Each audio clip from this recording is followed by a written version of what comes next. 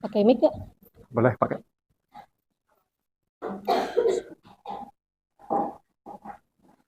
Oke, baik. Assalamualaikum warahmatullahi wabarakatuh.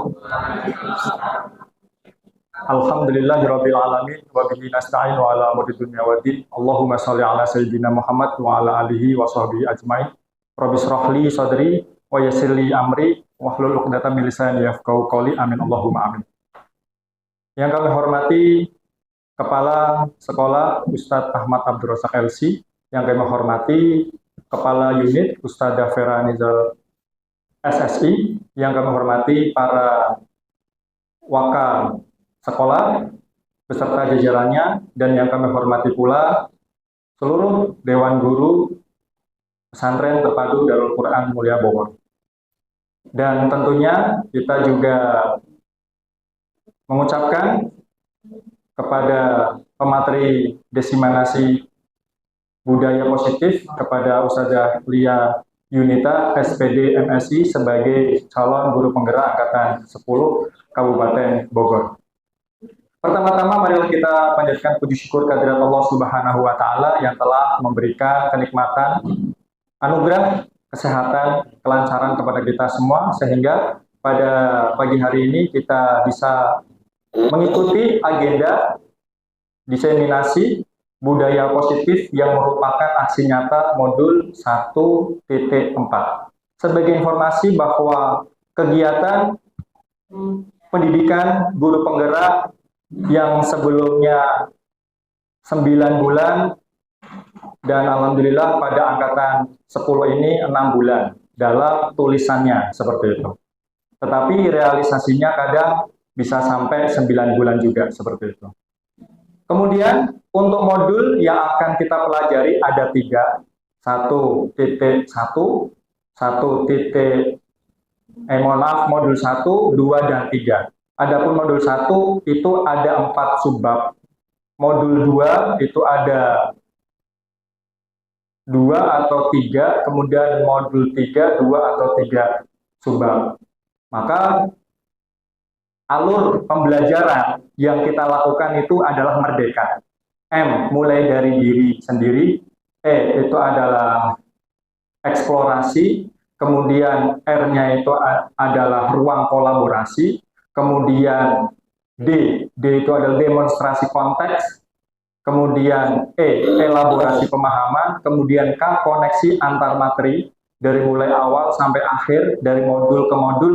Kemudian yang terakhir A, aksi nyata.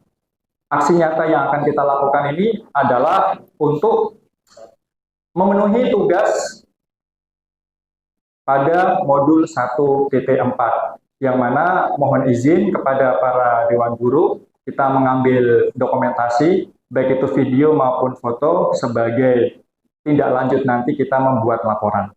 Langsung saja, untuk mempersingkat waktu, mari kita buka dengan membaca basmalah bersama-sama. Bismillahirrahmanirrahim. Untuk selanjutnya, tilawah, mohon izin kepada Ustadz Rifki, dipersilahkan.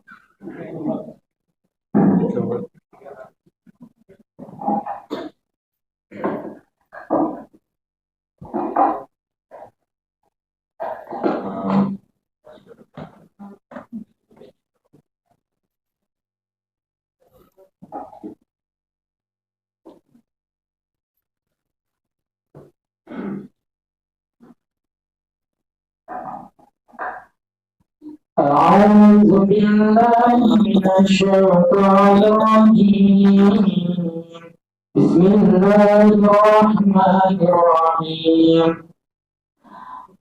قال فما خطبكم أيها المرسلون قالوا إنا أرسلنا إلى قوم مجرمين لنرسل عليهم حجارة من طين مسومة عند ربك للمسرفين فأخرجنا من كان فيها من المؤمنين فما وجدنا فيها غير بيت من المسلمين وتركنا فيها آية للذين يخافون العذاب الأليم وفي موسى إذ أرسلناه إلى فرعون بسلطان مبين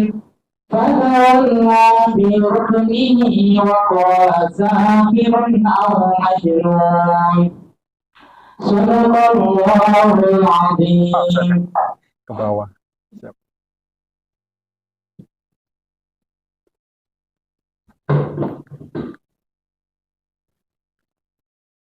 Kepada beliau disampaikan terima kasih. Semoga dengan pembacaan ayat suci Al-Quran, acara diseminasi budaya positif pada pagi hari ini berjalan dengan lancar. Amin. Untuk selanjutnya, sambutan oleh Kepala SMA IT Darul Quran Bogor kepada Ustadzah Vera Nita Rizal SSI, dipersilahkan. Bismillahirrahmanirrahim. Assalamualaikum warahmatullahi wabarakatuh. Waalaikumsalam warahmatullahi wabarakatuh. Alhamdulillahirabbil alamin. Asyhadu an la ilaha illallah wa asyhadu anna Muhammadan abduhu wa rasuluh. Allahumma shalli ala Muhammad wa ala ali Muhammad. Alhamdulillah, kita panjatkan puji syukur pada pagi hari yang cerah ini. Alhamdulillah atas berkat rahmat, hidayah, kasih sayang Allah sehingga kita semua bisa berkumpul dalam pelatihan diseminasi budaya positif.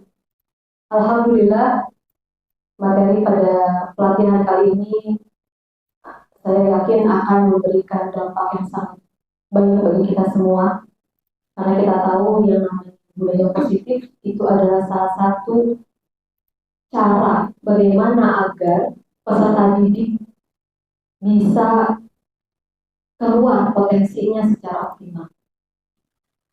Ya, jadi para ustadz-ustadzah sekalian, budaya positif merupakan fondasi penting dalam menciptakan lingkungan belajar yang kondusif, di mana setiap peserta didik, baik laki-laki maupun perempuan, merasa dihargai dan termotivasi untuk memberikan yang terbaik yang dia miliki. Para peserta didik bisa berkembang dengan optimal, bisa belajar dari kesalahan tanpa ada justifikasi, dan bisa teroptimalkan potensi yang dia miliki tanpa ada rasa takut dan khawatir. Para peserta sekalian, para siswa-siswi kita ini adalah generasi yang akan memimpin 10, 20 tahun, bahkan 30 tahun yang akan datang. Oleh sebab itu, kita sebagai pendidik harus berusaha seoptimal mungkin memberikan yang terbaik agar potensi-potensi mereka itu bisa keluar, bisa terasah tanpa ada rasa takut, rasa khawatir. Dengan kita semakin memahami apa itu budaya positif, insya Allah apa yang kita cita-citakan akan bisa terwujud. Langsung saja kita akan simak pembicara pertama ya dari Ustadzah Vera Nita SPD MSI yang akan menyampaikan tentang diseminasi budaya positif. Ya, mari kita awali pertemuan kita. Semoga Allah Subhanahu wa Ta'ala membuka hati-hati kita, membuka mata hati kita, ya, sehingga setelah bersama-sama kita mengkaji materi ini, kita akan semakin semangat, kita akan semakin memiliki ide-ide cemerlang dalam mendidik santri-santri kita. Assalamualaikum warahmatullahi wabarakatuh. Waalaikumsalam warahmatullahi wabarakatuh. Baik, kepada beliau disampaikan terima kasih.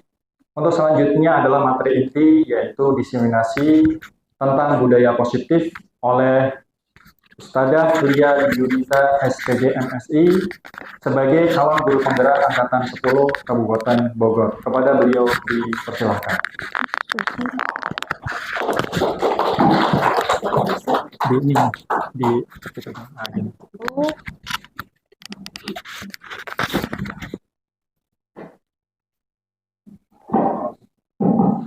Bismillahirrahmanirrahim. Assalamualaikum warahmatullahi wabarakatuh. Waalaikumsalam warahmatullahi wabarakatuh. Saya izin berdiri ya Ustaz dan Ustaz. Alhamdulillahirrahmanirrahim. Terima kasih kepada Kepala Sekolah SMA ITB Darul Quran Ustazah Feran Nita Rizal SSI, kepada wakil serta guru-guru yang hadir pada hari ini untuk mengikuti diseminasi budaya positif, atau istilah diseminasi ini penyebaran pemahaman budaya positif di SMA ITB Darul Quran.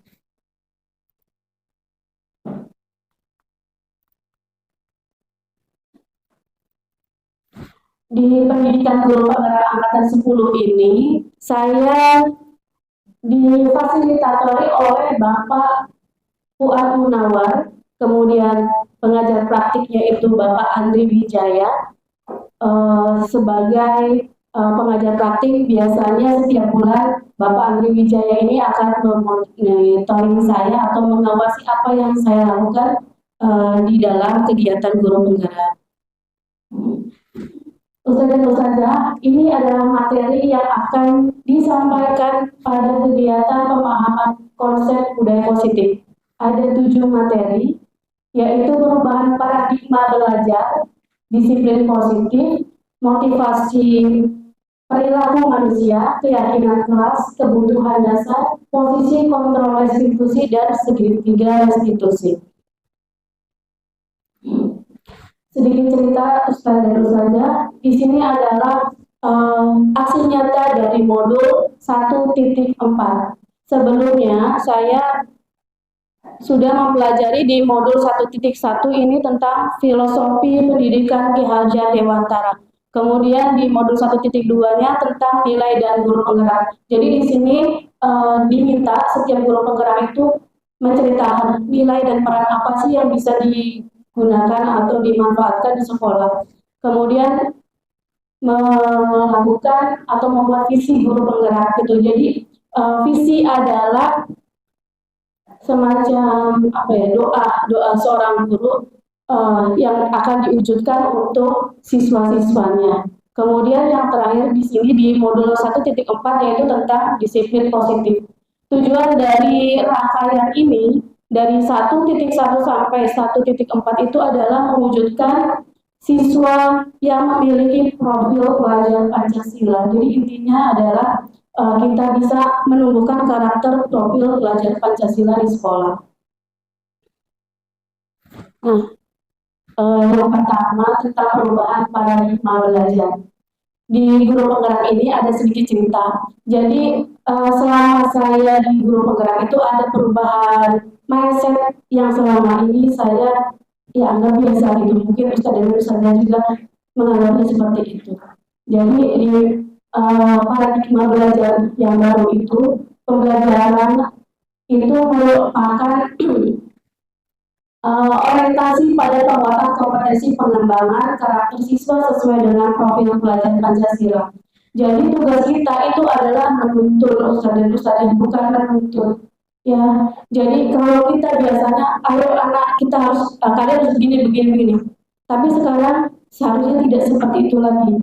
Ibaratnya kita sebagai orang dewasa, kalau kita terlalu banyak dituntut, terlalu banyak dipaksa, mau gak kita mengerjakannya? Gitu ya. Nah, sama siswa juga adalah manusia yang seperti kita. Mereka juga memiliki kemauan sendiri, kebutuhan sendiri, gitu ya, dan Ustazah. Jadi guru tidak lagi menuntut siswa, melainkan guru itu adalah penuntun siswa. Untuk profil pelajar Pancasila itu ada 6. Pendidikan global, bergotong royong, kreatif, bernarasitis, mandiri, beriman dan bertakwa kepada Tuhan Yang Maha Esa, serta berakhlak mulia.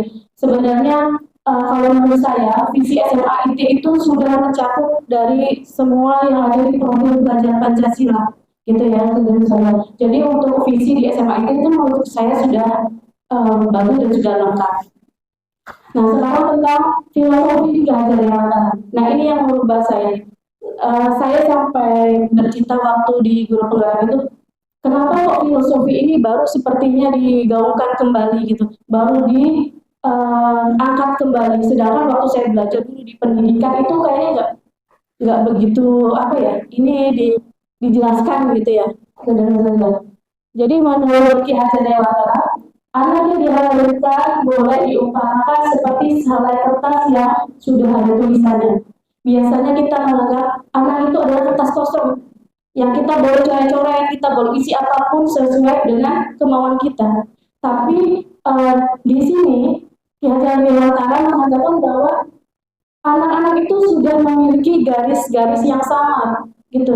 Jadi tugas kita sebagai guru itu adalah menebalkan garis-garis samar itu, Ustaz dan Ustazah. Garis samar dari setiap manusia itu ada positif, ada negatif. Tugas kita menebalkan yang positif. Sedangkan yang negatif itu sebaliknya, kita samarkan atau kita hilangkan, gitu.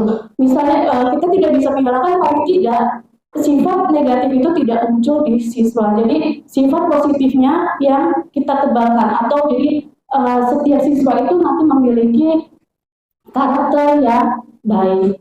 Itu Ustaz dan Ustazah.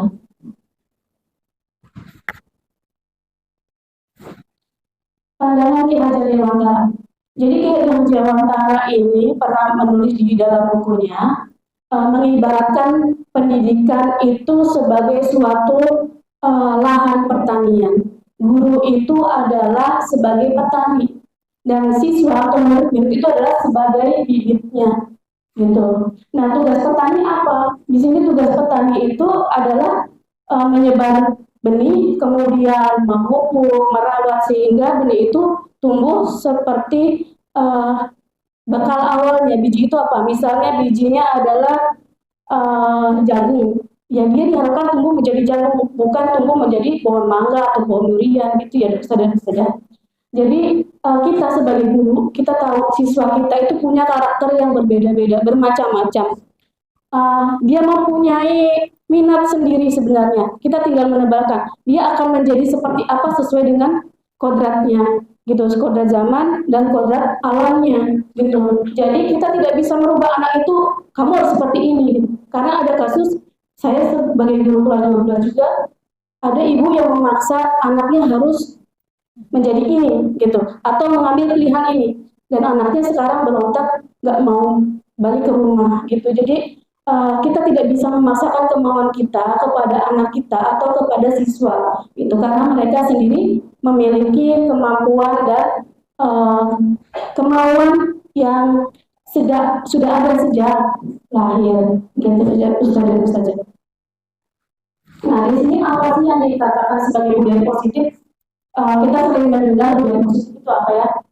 Budaya positif itu upaya membangun budaya yang baik di sekolah yang berpihak pada murid, diawali dengan membentuk lingkungan kelas yang mendukung terciptanya budaya positif.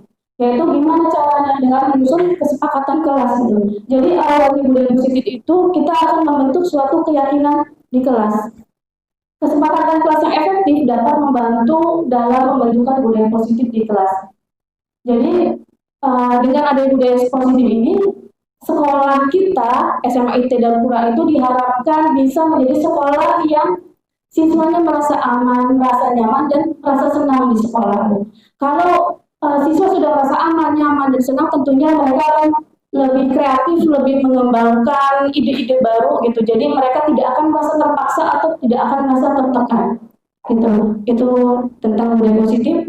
Nah, apa sih bedanya dengan disiplin positif? Ki Hajar Dewantara menyatakan, untuk menciptakan siswa yang merdeka, maka syarat utamanya harus mempunyai disiplin yang kuat. Disiplin diri yang berasal dari motivasi internal. Maksudnya di sini siswa-siswa itu punya disiplin yang tumbuh dari kesadaran diri, bukan karena paksaan, bukan karena peraturan. Itu ya Ustaz dan Ustazah. Di sini dia dosen menyatakan bahwa kata disiplin itu sebenarnya berasal dari bahasa Latin yang artinya belajar. Jadi disiplin itu artinya belajar, Ustaz dan Ustazah.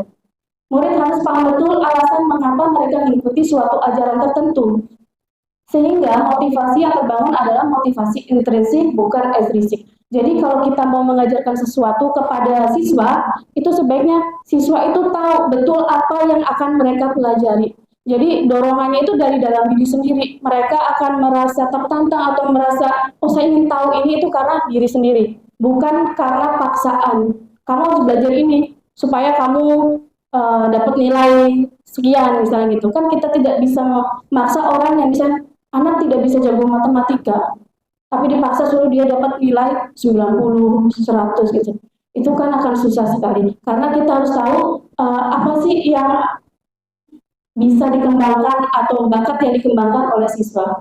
Tujuan dari disiplin positif adalah menanamkan motivasi internal, yaitu menghargai diri sendiri dengan nilai-nilai yang mereka percayai. Motivasi ini kalau dari internal akan berdampak jangka panjang, jadi tidak akan terpengaruh karena adanya hukuman atau hadiah, sehingga akan tetap berperilaku baik. Misalnya ini kalau Ustaz dan Ustazah naik motor terus pakai helm, kira-kira Ustaz dan Ustazah itu pakai helm karena apa? Karena peraturan kah, takut ditilang polisi, atau karena keyakinan helm itu untuk keselamatan kita, gitu ya. Kalau keyakinan berarti kita pakai helm itu memang untuk keselamatan kita ya. Mau ada peraturan mau enggak kita pakai helm. Tapi kalau karena peraturan takut ditilang atau takut dihukum, kita pakai helm ya karena takut ada polisi gitu. Jadi menumbuhkan keyakinan itu supaya dari diri kita sendiri mau melaksanakannya tanpa ada paksaan. Motivasi perilaku manusia. Jadi sebenarnya manusia itu melakukan sesuatu ada 3 hal atau 3 teori. Yang pertama untuk menghindari ketidaknyamanan atau hukuman. Tadi contohnya kalau yang pakai helm karena takut ditilang polisi. Jadi menghindari ketidaknyamanan. Atau santri datang tepat waktu karena takut dihukum gitu. Kedua, untuk mendapatkan imbalan atau penghargaan dari orang lain. Misal, jadi kalau santri dia rajin belajar karena ingin dapat julukan santri teladan atau dapat hadiah dari orang tuanya, atau ustaz dan ustazah misalnya jadi guru baik atau guru teladan karena ingin dapat reward. Nah itu salah satu motivasi kita melakukan sesuatu. Kemudian yang motivasi ketiga adalah untuk menghargai diri sendiri. Nah ini sebenarnya yang penting Ustaz dan Ustazah. Kita melakukan sesuatu itu karena untuk menghargai diri kita sendiri. Jadi yang poin nomor 3 ini adalah motivasi internal dari tujuan positif. Jadi sebenarnya kita melakukan sesuatu itu karena dari dalam diri kita sendiri. Nah, ini adalah keyakinan kelas. Ustaz dan Ustazah, jadi keyakinan kelas ini, para wali kelas tentunya pada tahun ajaran baru suka membuat peraturan kelas, ya nggak? Nah, peraturan kelasnya nanti dibuat seperti ini, siswa kemudian harus mematuhi apa yang di kelas. Nah, sekarang kita ganti Ustaz dan Ustazah. Jadi peraturan kelas itu bukan lagi peraturan tapi keyakinan kelas. Bedanya apa sih peraturan dan keyakinan? Tadi kalau peraturan itu bersifat memaksa dan pembuatnya bisa saja dari gurunya gitu. Tapi kalau keyakinan kelas kita bersama-sama antara guru dan siswa membuat keyakinan kelas yang sama-sama kita sepakati, kemudian kita buat, kita tempel, dan itu jadi keyakinan kita di dalam kelas. Jadi di sini Ustaz dan Ustazah nanti bisa melihat keyakinan kelas itu adalah nilai-nilai keselamatan atau kesehatan yang kita sebut sebagai keyakinan, yaitu nilai kebajikan universal yang disepakati secara tersirat dan tersurat. Jadi bisa disampaikan juga harus dituliskan, tidak lepas dari latar belakang suku, negara, bahasa maupun agama. Ini maksudnya bersifat universal di sini adalah keyakinan yang nilai-nilai dianggap secara umum baik, misal sopan, disiplin, kemudian empati, itu kan umum ya Ustaz dan Ustazah. Di sini ada beberapa itu keyakinan kelas. Sebenarnya urutannya dari budaya positif di sini. Awalnya peraturan kelas, tapi kita ubah menjadi keyakinan kelas. Kalau keyakinan kelas itu berjalan efektif, maka lingkungan positif itu akan terbentuk. Kalau lingkungan positif terbentuk, maka budaya positif di sekolah juga akan terbentuk. Ini contoh dari keyakinan kelas yang saya kemarin buat di kelas 10N. Mungkin nggak kelihatan nggak?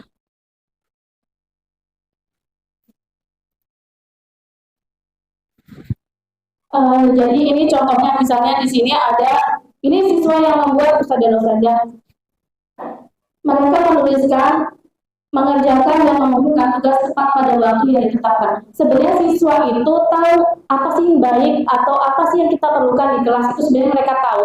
Jadi kalau mereka tuliskan dengan kesadaran sendiri, mereka akan meyakininya.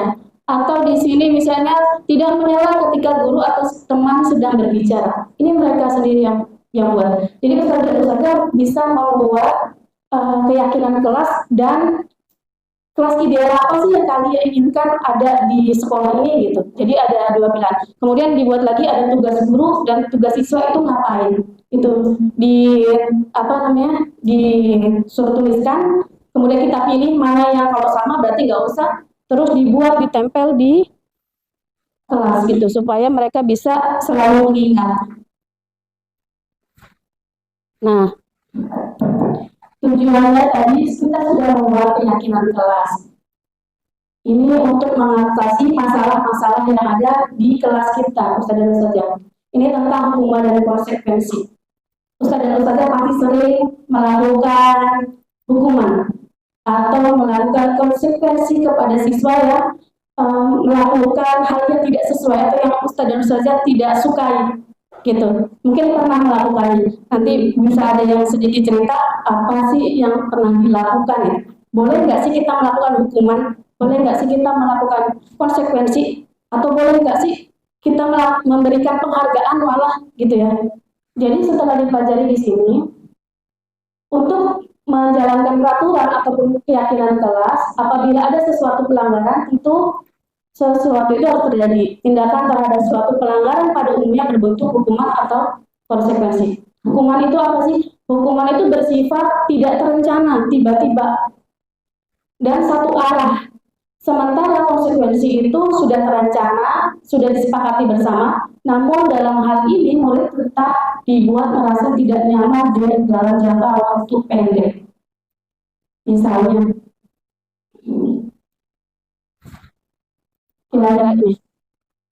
tindakan guru. Ada siswa yang terlambat, kemudian ada guru piket, misalnya yang guru piket menyuruh atau kesiswaan biasanya ya, menyuruh santri mencatat 100 kali kalimat apa gitu di buku. Kemudian suruh lari keliling lapangan.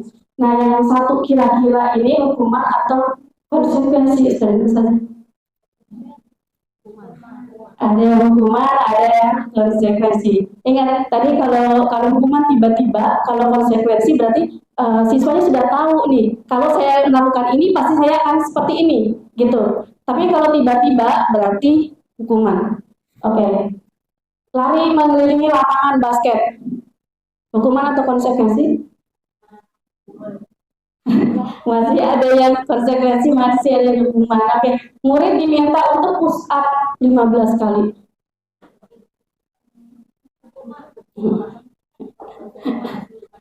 Konsekuensi ada yang bilang, oke gini, jadi nanti kita akan tahu bedanya apa sih hukuman dan konsekuensi itu dari kalau anak-anak merasakan sakit fisik, berarti itu hukuman, gitu ya. Kalau konsekuensi itu mereka harus mengganti sesuatu yang telah mereka rusak atau telah mereka langgar gitu. Jadi dia harus mengganti gitu ya. Membersihkan tumpahan air di meja. Udah mulai paham. Murid disuruh untuk tidak mengenakan sepatu semalaman di sekolah.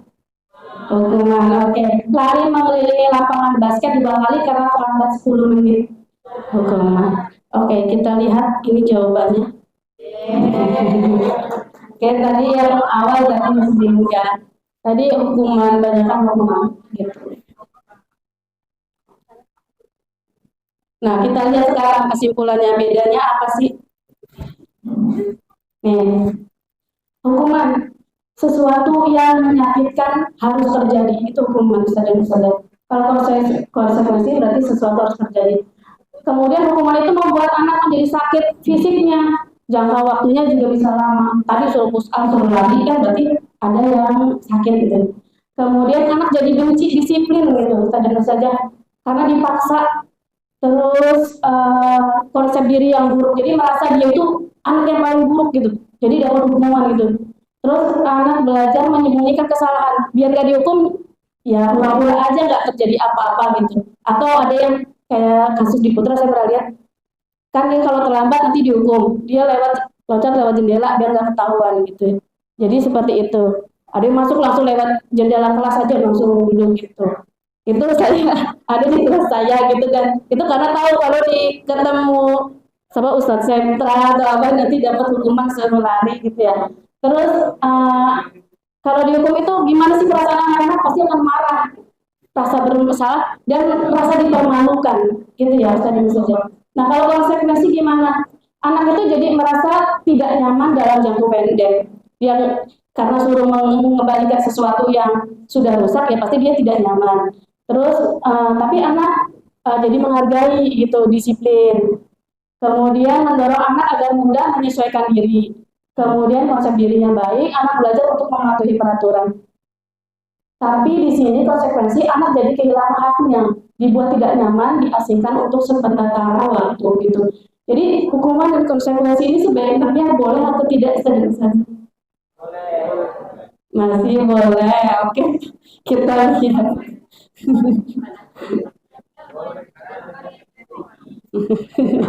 Oke, sekarang kita lihat nanti akan ada selain hukuman, kemudian konsekuensi ada lagi satu lagi restitusi. Nah itu yang diharapkan kita bisa melakukan restitusi, itu ya teman-teman. Nah kita pelajari dulu tentang kebutuhan dasar manusia. Jadi manusia itu punya 5 kebutuhan dasar.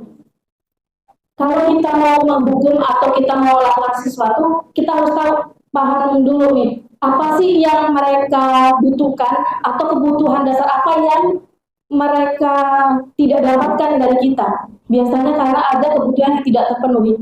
Kebutuhan yang pertama itu adalah kebutuhan bertahan hidup, kemudian kebutuhan penguasaan, kasih sayang dan rasa diterima, kebebasan dan kesenangan. Itu adalah kebutuhan dasar manusia. Langsung aja ke contoh ya Ustaz saja. Misalnya gini, saya kesel banget nih, ini contoh saja Ustaz saja. Kebetulan sih saya belum pernah mengalami. Najwa misalnya, Najwa ini selalu membuat ulah, dia mengambil makanan temannya. Dia selalu membuat masalah, mengambil makanan temannya terus-menerus. Nah, gimana kita bisa menyelesaikan masalah ini? Kita harus tahu apa sih kebutuhannya, apa sih kebutuhan Najwa itu, supaya dalam melakukan restitusi nanti kita tidak salah. Misal, kalau Najwa ini menjawab ini, misalnya saya tanya, Najwa kenapa kamu melakukan itu? Kenapa kamu mengambil makanan teman kamu? Terus dia menjawab, saya tidak kebagian makanan dari dapur saja, makanan habis, saya lapar. Jadi kebutuhan apa nih kira-kira kalau dari jawaban itu sudah bertahan hidup ya, karena dia ingin bertahan hidup maka dia mengambil makanan temannya itu. Nah sekarang kalau dia menjawab, saya suka ustazah panggil saya atau tegur saya karena selama ini ustazah selalu cuekin saya, tidak perhatikan saya. Kira-kira rasa kasih sayang, dia ingin diperhatikan ustazah. Jadi kadang anak-anak yang bandel itu emang ingin diomelin aja, ingin ditegur aja, ingin diajakin ngobrol gitu sama ustaz dan ustazahnya gitu ya. Jadi itu modusnya, karena dia butuh diperhatikan, dikasih sayang gitu. Oke, sekarang kalau misalnya Najwa itu menjawab, saya mau semua teman-teman patuh dengan saya. Saya mau teman-teman saya dengan sendiri memberikan makanan untuk saya. Kira-kira kekuasaan. Jadi anak-anak yang biasanya suka bikin apa ya, ngalahin atau jadi ketua geng, berarti dia itu emang butuh kebutuhan untuk penguasaan. gitu ya. Atau kalau di kelas itu dia paling apa namanya vokal sendiri gitu kan, ya pokoknya teman-teman nggak boleh jawab, saya aja yang paling menonjol, berarti dia kebutuhan penguasa. Kemudian kalau misalnya ngajak jawab, nggak apa-apa saja, pokoknya suka-suka saya kalau suka makan ini saya ambil aja, saya paksa buat dia kasih, berarti kebutuhan kebebasan. Oke, dia bebas maunya aja gitu, pokoknya saya nggak ada peraturan saya patuhi, pokoknya semau saya, itu berarti kebebasan gitu. Kemudian kalau saya senang melihat ekspresi teman-teman saya pada ribut terus lari-lari saja, berarti kemudian kesenangan, dia senang kalau kelasnya ribut, kelasnya rame gitu. Jadi kita bisa mengatasi suatu masalah itu dilihat dari kebutuhan dasarnya. Anak ini jawabnya apa? Dia butuh apa sih gitu untuk menyelesaikan masalah itu? Ya tadi jawabannya sudah benar semua, tentu saja. Sekarang 5 posisi kontrol. Nah, kita biasanya sebagai guru, kalau ada masalah, terus posisi kita pada menangani masalah siswa itu posisinya sebagai apa? Gitu. Ada 5 posisi kontrol, saudara. Yang pertama adalah penghukum, yang kedua ada pembuat rasa bersalah, yang ketiga sebagai teman, yang keempat pemantau, dan yang kelima manajer. Nah, misalnya kalau saya posisi sebagai penghukum, biasanya guru itu suka kalau kamu tidak melakukan sesuatu, awas ya. Itu berarti kita sudah sebagai penghukum, gitu ya saudara-saudara. Jadi kata awas ya, nanti kamu kalau gini akan segini, berarti itu adalah penghukum posisi kita. Nah, sekarang kalau posisi pembuat rasa bersalah, ini biasanya saja, kalau tadi penghukum aja ustaz-ustaz. Kalau saja biasanya ini biasanya begitu. Oke, biasanya kalau saja kamu seharusnya sudah tahu, ibu udah capek, udah stres ngajarin kamu tuh kamu gak bisa gitu. Jadi biar anaknya itu merasa bersalah. Atau apa ya? Ibu kecewa dengan kamu karena kamu apa gitu. Jadi pokoknya dia harus merasa bersalah banget. Dan itu akan membuat kita senang gitu. Kadang-kadang seperti itu saja ya. Jadi ini posisi kita ada pembuat rasa bersalah. Gitu. Kemudian kalau posisinya sebagai teman. Nah ini biasanya yang saja baru kadang-kadang ya. Posisinya sebagai teman gitu. Karena saya dulu mengalami gitu juga, saya dulu memposisikan sebagai teman biar akrab gitu kan sama santri itu. Kalau yang sebagai teman gimana kata-katanya? Ayolah lakukan demi ibu, atau masa kamu tidak mau gitu kan. Jadi bahasanya itu kayak bahasa sama teman gitu, ngajak gitu ya. Ini posisi kita sebagai teman. Kalau pemantau gimana? Misalnya ada anak yang melakukan pelanggaran. Kamu tahu kan peraturannya, itu pemantau gitu ya. Peraturannya ngapain aja, terus menghitung, mengukur poin sekian, kamu nanti jadi apa dapat pelanggaran apa atau apa ya, berat, sedang, ringan, itu berarti sebagai pemantau gitu. Jadi kita mengingatkan di peraturannya A, B, C, D, E gitu, kita ingetin berarti kita pemantau. Nah kalau manajer gimana? Jadi guru aja kita harus belajar seperti seorang manajer untuk mengatasi suatu masalah. Gimana sih kalau manajer? Atau ada yang udah pernah bekerja di, bukan jadi guru gitu mungkin ya. Kalau jadi kalau manajer itu biasanya gini. Apa yang kita yakini, tadi kan kita sudah bikin kesepakatan kelas ya saudara. Terus kita tanyakan, apa sih yang kamu yakini? Gitu. Nanti kan dia akan menjawab gitu. Apa yang bisa kamu kerjakan untuk memperbaiki masalah ini? Jadi intinya kalau manajer ini, kita menanyakan masalahnya, anak bercerita, menyatakan masalah ini, kemudian mereka yang sendiri mencari solusinya.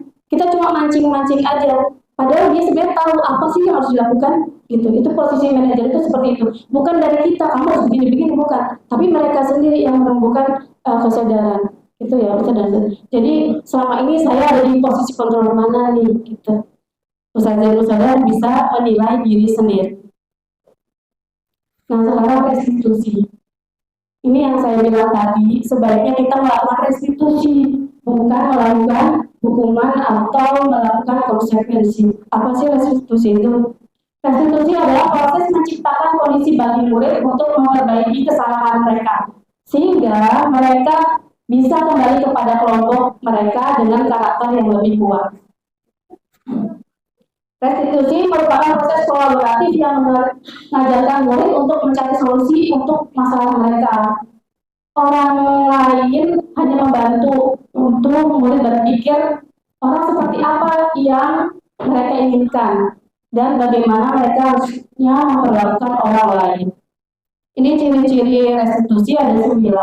Intinya adalah restitusi itu bukan untuk menebus kesalahan, namun untuk belajar dari kesalahan. Intinya itu. Jadi fokusnya adalah pada solusi, bukan pada masalahnya, gitu. Jadi jangan diungkit-ungkit masalah, tapi kita bantu siswa ini mencari solusi dari apa yang kesalahan yang sudah mereka lakukan. Ini tadi bedanya ya. Misalnya dari situ hukuman, konsekuensi, restitusi. Kalau udah ada seperti ini, ustazah mau milih yang mana? Atau masih mau menghukum? Konsekuensi masih mengajarkan hal positif gitu ya. Tapi kalau hukuman itu sudah mengajarkan hal yang negatif, jadi sebaiknya tidak dilakukan. Gitu. Yang paling baik adalah dengan melakukan restitusi, karena anak paham bahwa dirinya sendiri yang memegang kendali kontrol gitu, bukan orang lain. Nah, ini ada segitiga restitusi, Ustazah. Bagaimana sih cara melakukan restitusi? Ini ada segitiga restitusinya. Yang pertama, itu menstabilkan identitas, kedua validasi tindakan yang salah, dan ketiga menanyakan keyakinan. Ini tahapannya. Menstabilkan identitas dulu. Untuk mengubah identitas anak dari orang yang gagal karena melakukan kesalahan menjadi orang yang sukses. Contohnya, saya juga pernah kok melakukan kesalahan seperti kamu. Jadi paling tidak anak itu tidak merasakan Pak saya yang paling salah di dunia gitu. Saya paling buruk misalnya kayak gitu.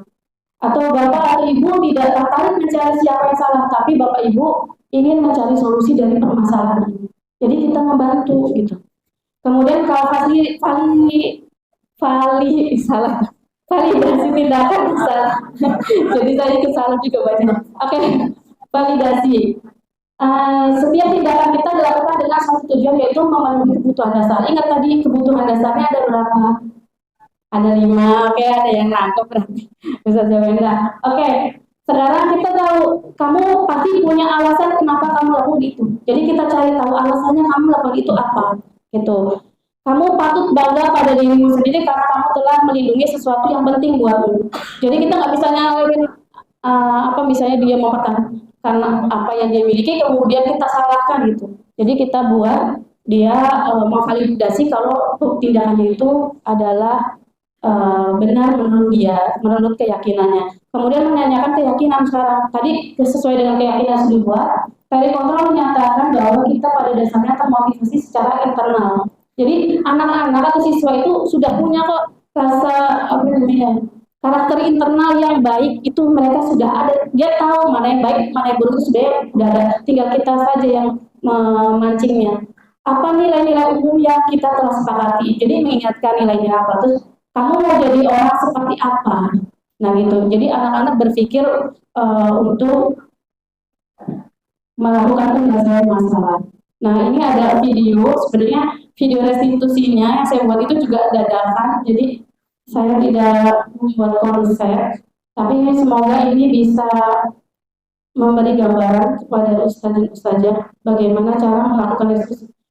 Tapi mohon maaf, ini TV-nya tidak bisa mengeluarkan suara, jadi suaranya dari sini. Saya tahu nggak ustazah sambil kesini sana? Oke, tidak tahu. Jadi Aura. Videonya mana sudah? Belum ya? Sorry. Salah. Tadi sudah dicoba sebelum Ustazah kesini. Nggak bisa. Sudah di sini ketika ganti Samsung. Bergerak volumenya. Tapi enggak. Oke, saya ulangi berarti. Terus tahu nggak ustazah sampai kesini sama? Oke, tidak tahu. Jadi Aura Ada iklan.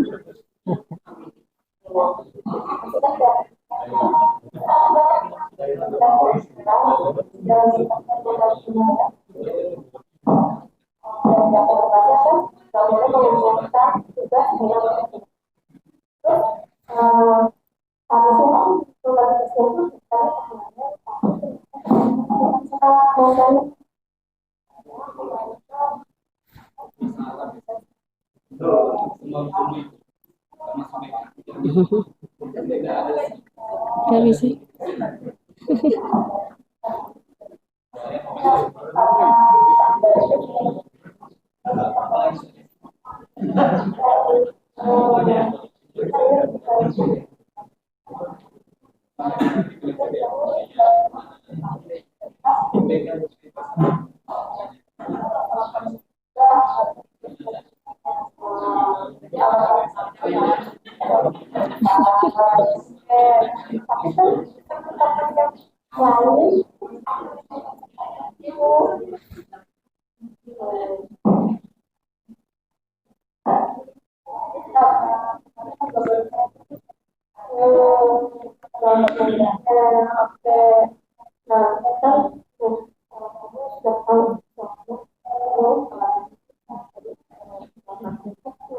Gak bisa suara.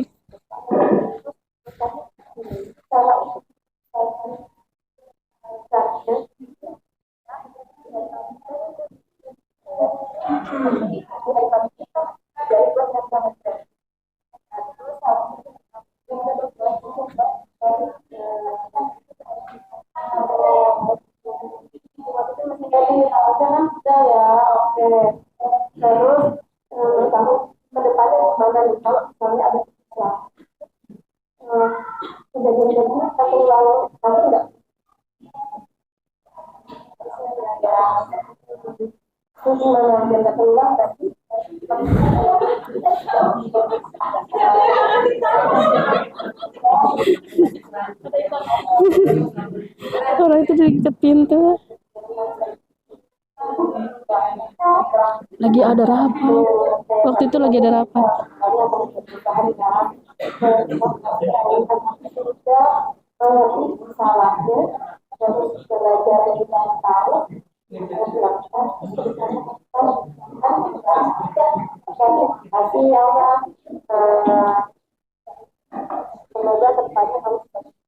Iya, siapa lagi? Zara Isa.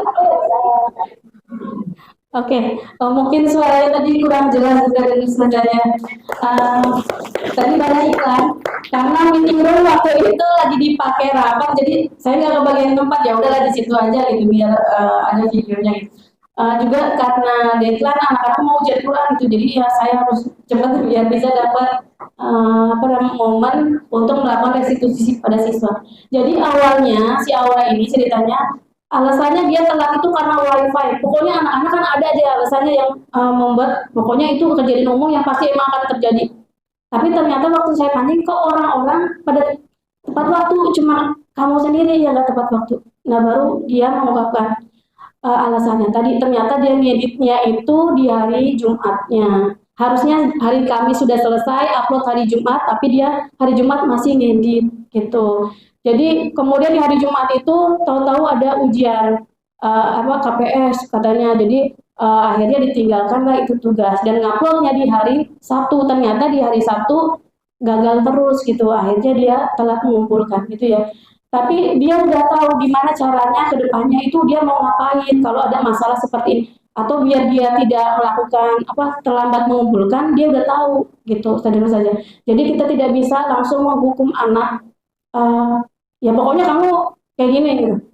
Saya kasih nilai 0 karena terlambat kayak gitu. Biasanya kan kita harus tahu dulu alasannya apa gitu sederhana saja. Bisa ditolerir tidak. Terus anak-anak itu kalau kita kasih 0 emang akhirnya mereka akan ada perubahan tidak gitu ya. Atau misalnya ya udah kalau terlambat kita maafkan, anggap aja nggak ada masalah gitu ya kan, nggak bisa kayak gitu kan. Dia tidak akan melakukan perbaikan untuk kesalahannya, dia akan ya kayak gitu terus gitu. Atau ya tadi kita menghukum gitu ya. Jadi sebaiknya adalah kita melakukan restitusi supaya anak-anak itu bisa mengetahui apa yang harus mereka lakukan. Gitu. Demikianlah Ustaz dan Ustazah yang bisa sedikit saya share atau saya bagi dari hasil pelatihan guru penggerak. Semoga bermanfaat. Terima kasih sekali lagi. Saya akhiri. Wassalamualaikum warahmatullahi wabarakatuh.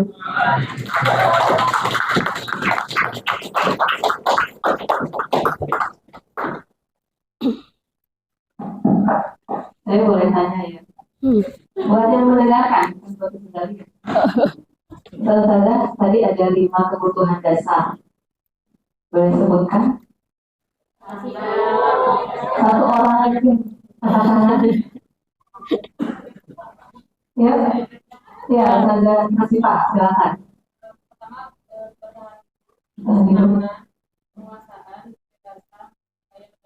Oke.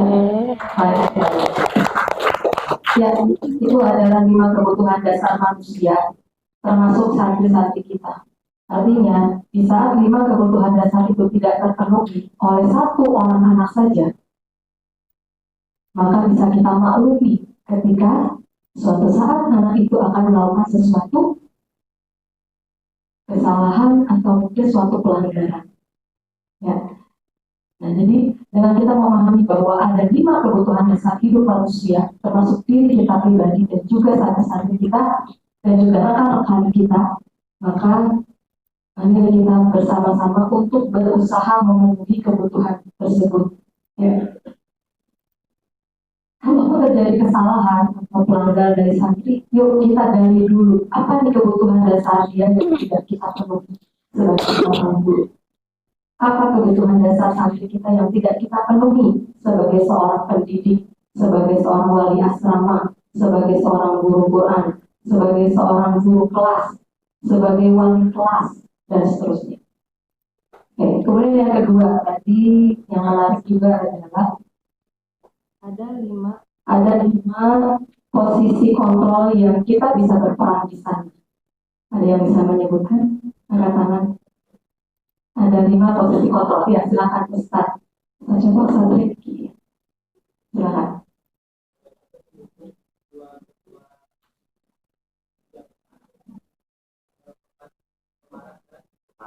Mantau. Ya, sebagai pembuku, pembuat rasa bersalah, teman, pemantau, dan manajer. Nah, tentu kalau mau ideal kita maunya yang mana? Sebagai manajer ya. Idealnya kita sebagai manajer. Nah, ini tentu butuh proses baik bagi kita maupun bagi santri-santri kita. Ya. Jadi ini harus dua belah pihak. Di satu pihak kitanya yang harus terus meningkatkan posisi kontrol kita. Kalau sekarang kita masih posisi yang menghukum, yuk kita tingkatkan ya memberi rasa bersalah lah pelan-pelan gitu ya. Naik lagi sebagai teman, naik lagi sebagai apa tadi pemantau, dan tentu yang paling ideal adalah sebagai manajer. Ya. Kita harus berusaha untuk meningkatkan kualitas posisi kontrol kita kepada santri, karena semakin tinggi kualitas posisi kontrol kita, karena yakin santri-santri kita juga akan semakin baik, potensinya akan semakin berkembang. Dia tidak lagi merasa takut atau bahkan merasa benci gitu ya kepada guru, nauzubillah. Ya, karena dia tahu bahwa dia akan selalu diberikan ruang, diberi ruang untuk berkembang, diberi ruang untuk dipahami apa yang dibutuhkan. Ya, dan tentu saja potensi yang dia miliki. Dan terakhir ada 3 tahapan restitusi. Ya, siapa yang bisa menyebutkan 3 tahapan restitusi?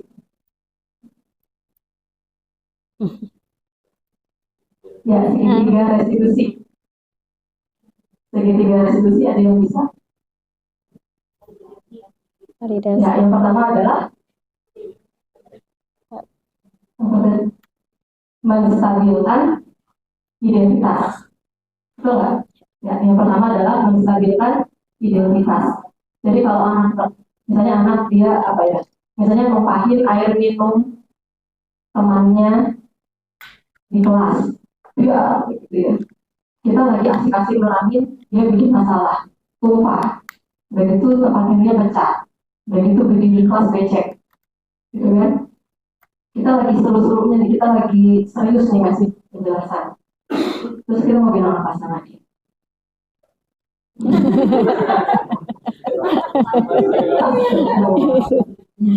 Kamu ini bikin konsentrasi usaha jadi buyar, kita sama kayak gitu. Nah, langsung malu. Ya.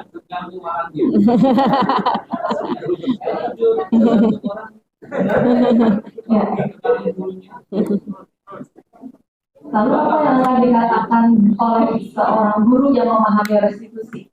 Bagaimana cara guru itu mengatakan tadi yang pertama validasi, bukan menstabilkan identitas. Apa yang dikatakan oleh guru ketika dia mau menstabilkan identitas si anak yang sudah memecahkan botol tadi? Kira-kira apa yang dikatakan guru tersebut? Silakan bersihkan. Biasanya tolong dibersihkan kembali tersebut. Yaitu